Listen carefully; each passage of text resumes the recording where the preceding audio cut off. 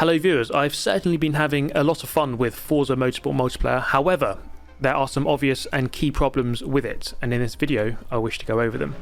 We are going to be jumping into the Dodge Viper Spec Series, and this is where the problems began to arise for me. Now, as you can see, everyone in the same car around Road America. Now, through the first corner, I mean, this is a bit of a problem. My driving standards, let's just draw attention to that first and foremost. Now, the stewards didn't really deem that collision a penalty, weirdly, but we're going to continue nevertheless. Now, this was a very interesting race as, oh, that guy flips over. I'm pretty sure he flipped over. He wanted no more part in this race. As we head down towards this big braking zone, there's going to be all manner of not braking early enough. As you can see on the left hand side, a couple of cars spinning off, and I almost joined them as we get a couple of overtakes there, up into 6th place from the back of the pack. Now, the key problem that I have encountered here really revolves around the tuning system within the game and the way that most of the parts in the game are locked behind levels, and therefore when you jump into some of these lobbies, you start off as level 1. This is a level 1 Dodge Viper for me, and so I cannot tune the car up. I am left in what kind of turns into a multi-class race almost, with people at the front of the pack who have obviously played this hopper a lot more and tuned their car up and leveled it up, and then pretty much everyone else who has not had the chance to do that yet. And so the multiplayer, from my experience in certain hoppers at least, this one, a case in point, as this guy forgets to turn in, you can kind of get this weird racing dynamic where you've got lots of good cars at the front and then worse ones at the back, as I just taunt that guy for going wide. Now, this is the end of the race, and I definitely didn't miss my braking point there, as you can see. And by the end of the race, finishing 31 seconds off of the lead in 5th place, you see a massive gulf in class between the guys at the front and the guys at the back. Now, I wanted to tune the car up, but obviously with the tuning system the way it is in the game, I didn't really have any car points, and so I could only add very primitive updates to the car. And so when we came to this Indianapolis race next up, you can see I was still about 5 seconds off the pace, and there's not much I can do about that. So a couple of guys there with 800 rated cars, fair enough to them, to those guys, you know, for ranking up their car, but you're not really going to stand a chance against them. And especially when the game crashes and you get sent back to the main menu. That doesn't help, does it? But anyway, I thought, well, let's rank up the car, and I couldn't be bothered to do it manually, so I did this silly trick where you set all the assists to automatic and put your controller down, and the game just plays for you. And you do a couple of hours of this and your car will level up. One simple trick. Forza Motorsport developers hate him. There we go, level 30, and boom, we are now in the game, guys. 5,700 car points, we're level 30. Now, I wanted to find a tune that someone else had made, but you can't really see how many car points it takes until you click onto it. And on this instance, for example, I didn't have enough car points. So it's a bit of a weird process trying to make your tune. In the end, I just made my own one, which seemed to be the easiest way. And now you can see, as we jump back into the hopper, again, a multi-class race, a couple of us with 800 rated cars, and then the rest on kind of stock. And for this, I was setting a 103.9. In the previous session before I tuned my car, 108.7. So there's about like a 5-second per lap difference for those who have tuned their cars compared to those that haven't. And so this weird system where you lock everything behind levels in the tuning does create an issue.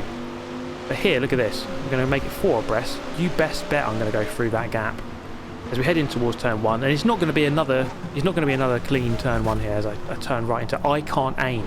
That was his name. And I kind of made him turn left into a right-hander.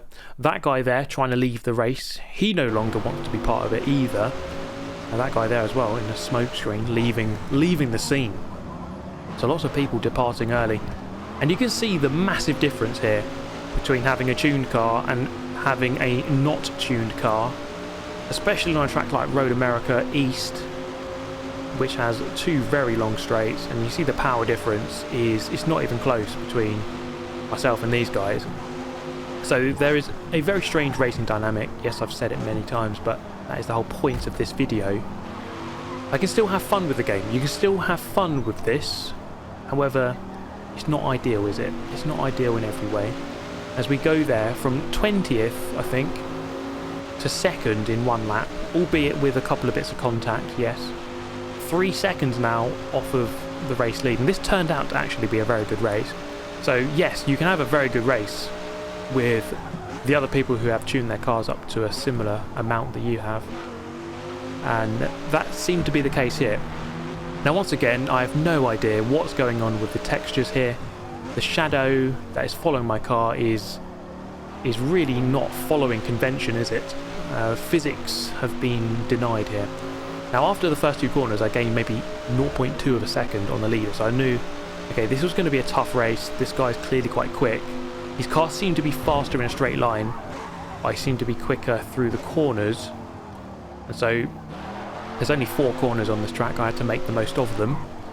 But here he made a mistake coming out of the final corner, and you see immediately the gap came down from around 3 seconds to about 1.5. So the gap was halved in just one turn there, and so I thought, okay, we have a chance. 4 laps remaining in the race. Obviously this guy was quick, and so it was not going to be easy to try to catch him up and get past him. But with the power of the Shadow Realm, with this very strange shadow moving underneath my car, then, you know, what could possibly go wrong? As we head into turn 2, a little bit wide, definitely a bit wide, and I haven't really optimised this car. I've just kind of whacked on a bunch of random car parts upgrades and just hope for the best. Seems to be okay, certainly better than having a stock car, let's put it that way. And this is going to apply everything I've just said in this video. It's going to apply to certain hoppers. Obviously, like some hoppers you just have a stock car, that's kind of fine. But with this kind of lobby where it's, hey, you must use the Dodge Viper or whatever car it is, then this golfing class is going to become very apparent. But perhaps as the game matures and it gets older, and you know, people have more cars in their garage, then perhaps it might be less of a problem. But for now, as the game is very new, it is a bit of an issue. However, I've had fun in these races. There's always fun to be had. I think that's fair to say. Into the penultimate turn, lap number 5 now. We are catching up, but it's just a couple of tenths here and there. It's not quite enough, not putting him under enough pressure. 1 second the gap, but he's about to open it up on that straight. So 1.5 by the time we get to this point. This is lap number 6. Only one more remaining after this. He's going to make another mistake here, taking far too much grass on the inside. Goes wide on the exit, and now it's going to be a drag race between the two of us, and I'm going to momentarily take the lead. If this was the final lap, he would have won that by less than a tenth of a second. It would have been extremely close. And into turn 1, I'm later on the brakes. Perhaps he didn't upgrade his brakes, I don't know. But we go up the inside into the lead of the race on the final lap. However, we do know that this guy has far better top speed, as we are now 20 seconds ahead of third. It is a race of 2. Third place is nowhere to be seen. As we head down the back straight underneath the cheese banner. Look at this, look at the power he has in his car. He's definitely optimised for straight line speed, there's no question about that.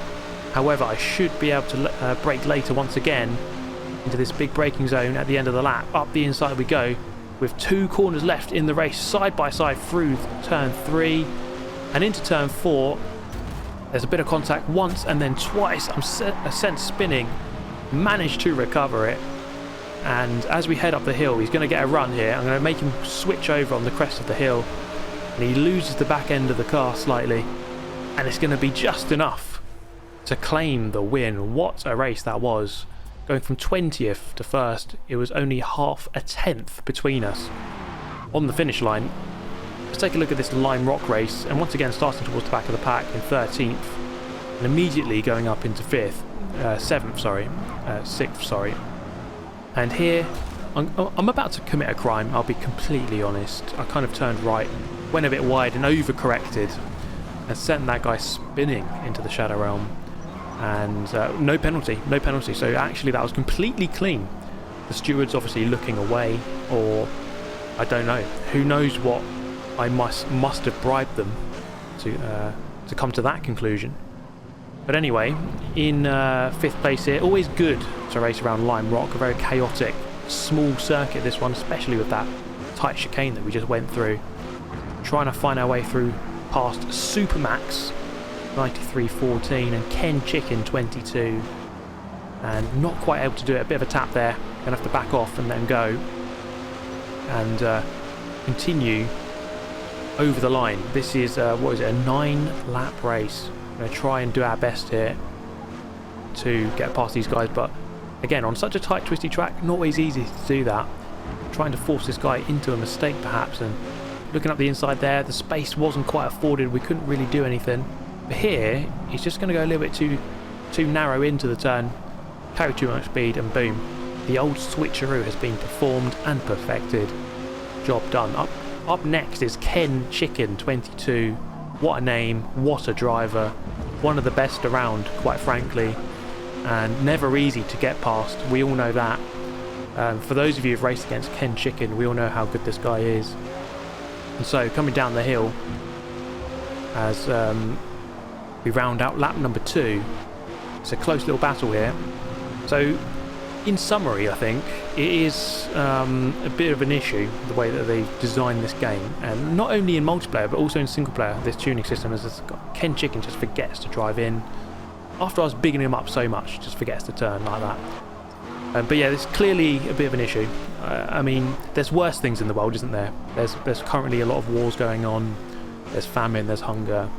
There's so many problems. I mean, I can't even list them all. So Forza multiplayer imbalance within the lobbies, it doesn't really rank up there, does it? But I just wanted to bring you some attention to this, and maybe it ranks about in the top 10,000 in terms of issues in the world. But maybe you don't care at all. Who knows? Who knows? But anyway, a bit later into this race, the game decided it didn't really want to work anymore. Such was the amount of corner cutting I was doing and ramming and all of that good stuff. And so it's probably a good time to round this one off. Thank you so much for watching. I'll catch you next time. Goodbye.